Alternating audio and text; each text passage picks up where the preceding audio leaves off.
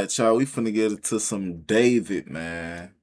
This goddamn creep. Let's dive deep into this shit. Outside for the David trial. I'm here outside the courthouse with all the media here, and it was a very, very interesting day today. Now, I feel like there was a lot of crazy stuff that actually went over people's heads, and I'm very, very surprised about what I heard. I've got all of my notes here, got everything written down, all right? We're writing with pen and paper here, and I'm telling you, this is some really interesting stuff. So it started off very, very interestingly, okay? So the DA, Beth Silverman, was like 1 minute late. I swear, damn near no more than 60 seconds late, okay? And the judge was on her straight away. The judge wasn't having it. She running a tight ship, Judge Olmedo. She basically is not having it. You ain't trying to even be 30 seconds late with her. Now, it turned out, okay, I think Beth had been locked out by one of the bailiffs or the people working in the court. They'd locked the room, I don't know, they must have locked the doors like 45 seconds prematurely. So Beth was late by like 1 second and the judge was on it. She kind of forgave her after that, but it really showed you exactly how tight the whole courtroom is going to be run in this situation. The judge is not playing around. So David came in. He came in pretty decent spirits. Now, this is a very important detail, okay? In this instance, he came in his shackles, okay? He was shackled. He had all these chains on, you know what I'm saying? Hands and feet straight shackled. I said before, he came in the courtroom last time, you know, jangling with all the shackles on. Now, he was in pretty good spirits, okay? It was weird because the judge, she seems like the judge is on absolute timing. Like, she really quickly, even while David was in the room, like quickly dealt with like a little update to do with another case. Someone called Mr. Valdez, I don't know what that was about, had nothing to do with David. She was like, let me quickly get this matter out the way, boom, boom, boom. All right, now I'm ready for David. He was already there watching that. So that judge is so on point with the scheduling, with the timing, with everything that she's doing. You got to respect it. But after that, okay, when she moved on to David, he sounded pretty confident again, okay? He said, morning, Your Honor, unprompted. He spoke up in the whole courtroom in front of everybody, just like, morning, Your Honor, just straight up. Like, he greeted her. She didn't greet him. He greeted her. He's kind of trying to make that little social connection in the courtroom, and I thought that was just an interesting dynamic. But what was very, very interesting, this is the most interesting thing, and I wouldn't be surprised if it went over everybody else's head. David's lawyer, Blair Burke, said, okay, they put in a request for bail. I've seen it going around Reddit. I've seen a lot of people talking about, oh, David put in a request for bail. I saw the post on Reddit a few days ago, and I saw everybody getting absolutely obliterated in the comments on that Reddit post when they were talking about, there's no proof of this. Who has proof of this? You guys are just saying anything. Well, everybody that was in that Reddit thread, you were wrong, okay? The poster was right. He has been trying to get bail. I don't think it's going to go anywhere. They didn't even deal with it in this hearing, but it seemed to be the case that Blair Burke brought up the issue of getting a bail and basically said, we've put in that request for bail. The judge acknowledged it. She didn't deny it. She didn't approve it. She didn't comment on it. Basically, it wasn't time for that, but it confirmed it in the courtroom. It went by like a flash, like it just went straight by. I don't even know if people even noticed it because it was so right at the start. It was almost like they slipped that one in there, and it was actually crazy. So that's true. He's trying to get bail. Fat chance he's not going to get it. This is the most heinous crime ever committed by a celebrity in Hollywood history. You don't get He ain't none of getting this. bail, but he's trying to get You bail. don't get no bail from the shit you just did, motherfucker. None, nigga, none. But not just that, and I'm going to tell you something right at the end of this video, which is one of the last things that was brought up, which is not bail, but it's like the closest thing that he's going to get to bail in the situation that he's in. But that didn't come up to the end. So they basically said that the next date for the full preliminary hearing was going to be July 21st. Nobody contested that date. They're quite happy to go forward with that date. Everybody was happy. That's apparently locked in. But here's the thing, okay? They basically said they were trying to book in like a whole bunch of days. They said that they wanted to have a date in the next 5 days, but the judge was busy.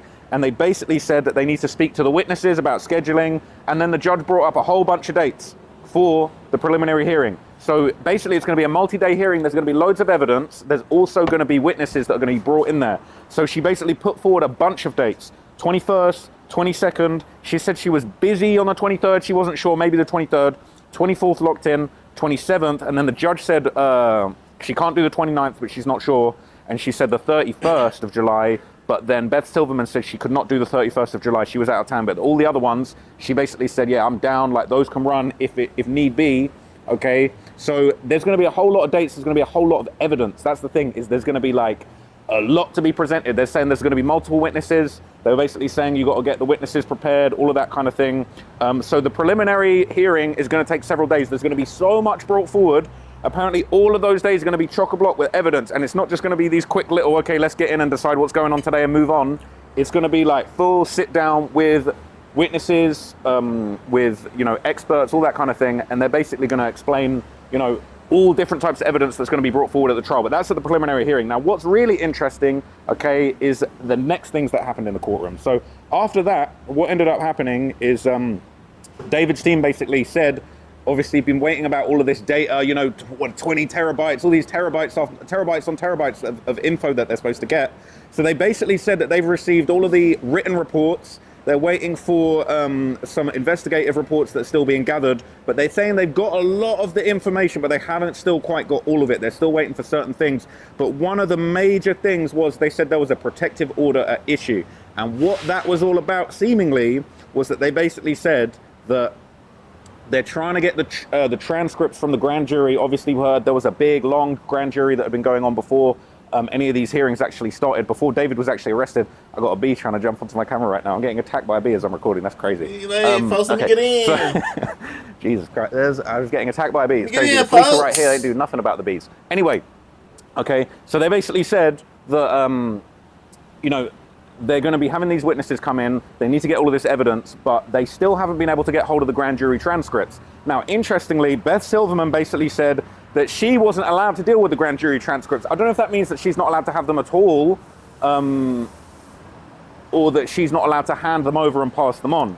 They basically said that they have to go through a bunch of protective orders to actually get hold of those, and the defense is still trying to get them, or at least they haven't got all of them that they wanted. Now, I thought that was interesting. There was also another very interesting point that came up where David's defense were basically saying, they actually asked the judge, they said, we've been limited to only having 2 attorneys at the table during this trial, and I swear I'd seen instances where they've maybe had more than 2 people. Maybe I'm misremembering it. But they basically said, we want to request for certain times us to have actually a 3rd attorney at the table whilst this is going on, especially for a certain witness. Now, I don't know who this witness is going to be. I don't know what they're going to say. I don't know if there's multiple witnesses or in general they want this. But it seems to be that David's defense are basically saying, look, It's going to be another little girl. That's the other witness. Another little girl, Chad. I bet you. Certain witness, certain people, certain situations, we want a third lawyer to be able to actually be at the desk on the panel, to be able to ask questions, cross-examination, all that kind of stuff. And the judge basically said that that is allowed. And she said that it's allowed for both sides. The prosecution can have a 3rd attorney. They said specifically a defense investigator, an investigating officer. So I don't know whether that's actually, they're going to allow like an investigating officer that was on the case of investigating the situation before it actually got to the trial stage to be part of the examination, or if they're just going to allow, you know, an additional lawyer with kind of expert analysis on certain issues related to certain witnesses. But the judge granted that, so we're going to be seeing people getting fried on that stand, okay? We're going to be seeing witnesses going up against multiple lawyers. There are going to be faces that you ain't seen before that are going to be jumping in, asking the really hard questions. Now, Beth basically had, you know, nothing new regarding discovery. So Beth Silverman, the district attorney prosecuting this, she was like, discovery, I ain't got nothing else to say. Don't worry about those terabytes, don't worry about hard drives. We've sorted it out, basically. They said, hey, that's governed, that's taken care of. The information's getting handed over.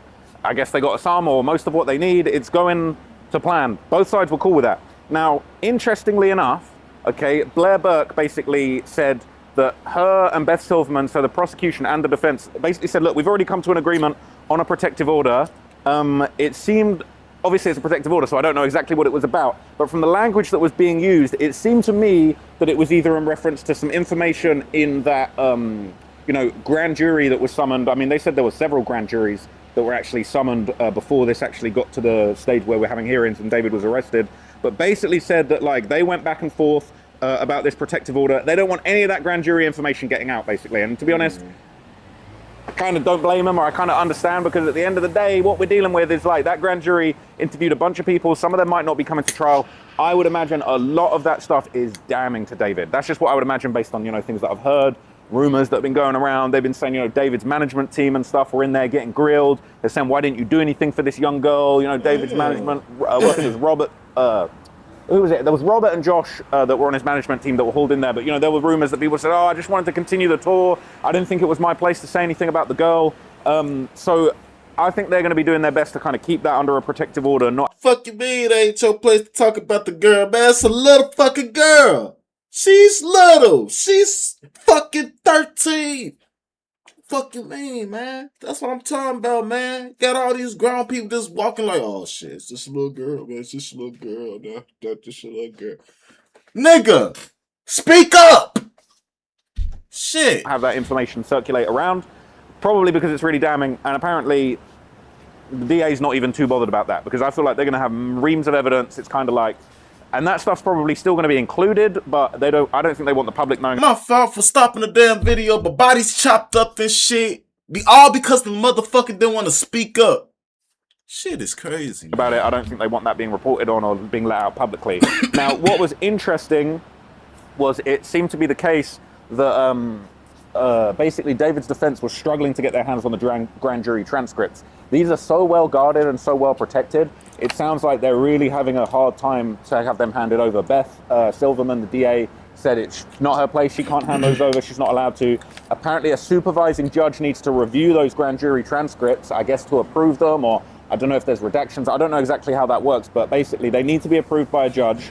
They basically they said they need a protective order with Department 100 to basically get hold of those grand jury transcripts. They still haven't got them. They're still trying to get them, and that's a massive part of this case. So it basically said they're going to be sorting out the witnesses. They're going to be checking any issues with the witnesses that are going to be coming to those next hearings. They're obviously going to be very lengthy, multi-day hearings for the actual preliminary hearing for the real-life trial. But this is crazy. So obviously I've mentioned that they're trying to get a bail. That was true. That was brought up. It wasn't dealt with, but it was brought up because that really is happening. That's something that's being put forward. But what was very interesting, they also said, okay, the judge basically said that we're anticipating a notice about the shackles. It sounds like David's defense are tired of him walking in the courtroom, jingling, jangling, shackled at his hands and feet. I'm not gonna lie, when they bring him in with the shackles and the orange jumpsuit, it looks like something out of a movie. I know this is this is the real life of what these types of movies are based on, but it's like, it's very performative. I'm not gonna lie. Nah, fuck that. He needs shackles. The shit that he done did, yeah, he need all the shackles. Fuck that. Keep it real with you. It does make you look guilty when you come into that courtroom. And look, whatever you believe about the case, I'm gonna be impartial in this video, okay? But like, if you really done them sort of crimes, I'm not gonna lie, you probably should be shackled, okay? But right now it's the trial stage. I don't know if he's going to be able to wear a suit for his actual trial. I don't know if at this stage, you know, he has to be shackled and in his orange jumpsuit. But it does look crazy. Every time he walks in, straight shackled, big, you know, it's like big, thick links, big chains, like shackled at his hands and feet. So you can hear it. It's a very like, you know those kind of noises that really get in your head, like nails on a chalkboard. It's real chain, like thick, heavy chains when he walks in that courtroom. The bright orange jumpsuit. It's very theatrical. So the defense, they're trying to get that. They're trying to say, look, we need to do something about these shackles. This is no good. This isn't any way for our client to be coming into court. Fuck that. They basically said they're going to be writing a written notice, or the judge basically said, you know, yeah, I'm knowing that you're planning to write a notice. If you want something to be done about the shackles, that needs to be put in officially. So the judge signed for more protective orders. Apparently, there's more information that's going to be kept under protective order, more information that isn't for the public. Evidence, witness testimony, all those kind of things. So the judge is basically kind of agreeing and saying that, yeah, we're going to keep some of this stuff under a protective order. We're not going to have this out there. Now, the last thing, after the shackles, David was basically being removed from the courtroom. Very, very interestingly, right at the end, he was still trying to talk to his lawyer, Blair Burke. He was still trying to talk, and it's like the guards, they're ushering him away. They're pulling him out, and it's like, he's kind of like I might have to just like interact it with you. It's like his lawyer Blair is kind of sat down looking up at him. They're leading him away by his shackles, and he's kind of like, he's like trying to say stuff to his lawyer, like he's trying to look back and still talk to her. So it's like he still had a lot on his mind, and I've never seen him go out like that before. Last time we saw him very, very relaxed. He was kicking his feet around. He was doing weird shit with his mouth. In this one, he was in good spirits, but it's like at the end there was a little bit of desperation. It was like he was trying to get a few more words in. You know, the bailiffs, the guards weren't having it. He was really trying to get a little extra. He looked a little bit panicked at the end, I would say. Trying to get a little extra. Hey, come on! Just a few more words! Extra word into his lawyer. Don't know what it was about. Couldn't hear it. But it was like, time's up. Like, you're gone. He's like trying to like get a little extra word in over the guard's shoulder. So that was pretty crazy. But to me, the big standout in this is the fact that bail was brought up. I was shocked that bail was brought up. I assume that will be dealt with later on down the line, perhaps preliminary hearing, perhaps when the trial. He ain't getting no bail. It's not happening. Ain't no way that's happening. It's the most heinous, grisly, gruesome crime that a celebrity's ever committed in Hollywood, LA history. I can't think of anything worse than this. It's the crime against a child. you know, dismemberment, murder, the R words, grooming, like, you're a danger to the community, brother. Yeah. Like, you know, until we find out what's going on, you ain't getting no bail. And to be honest, I wonder whether they'll let him get out of them shackles. I think maybe they might take a little bit of sympathy on him, because realistically, he ain't hurting nobody. Like, he ain't hurting no kids in that courtroom. He ain't hurting nobody. Like, there's enough people in there that would be ready to simmer the situation down if it came to it. But like, so I wonder if they'll let him out of them shackles. But no, I think bail would just be ridiculous in this situation at this point. I think it would just be absolutely wild. So yeah, that's kind of the latest update. I'm out here solo today. I haven't heard from any of the other reporters on the case. I didn't see Mark the Shark in the court today. He's been here quite a lot, but I didn't see him this time. Didn't see SF investigates. It's been interesting. People have been saying SF has been missing, man. I've been wondering where SF is. He never replied to my DM. I was hoping to see him in the courtroom. The one time I see him there, you know, I didn't get to have a conversation with him. People saying he gone missing on this case. I would like to know, man. No disrespect to SF. I think he's done great work on this case, but why is he suddenly not talking? Why is he suddenly not involved? Why ain't he at the courthouse? This is a big date. But we might see him at one of the real dates. Maybe people, you know, they're too busy. They got bigger stuff going on than these status updates, these status hearings and such. But, you know, I'm here. I got nothing better to do. So that's all the information I got. I haven't got any interviews today because I'm just here solo. I'm not going to lie. Got up a bit late today. I nearly missed it. So appreciate everybody that's been watching, has been supporting the coverage of the case. I'm going to keep it going. I'm going to try and attend as many dates as possible. I do have a little bit of, I need to get out of town for some stuff that I'll tell you about a little. Well, I hope the nigga gets life and keep the damn shackles on every time he goes to court. Yeah, this is what we're going to do.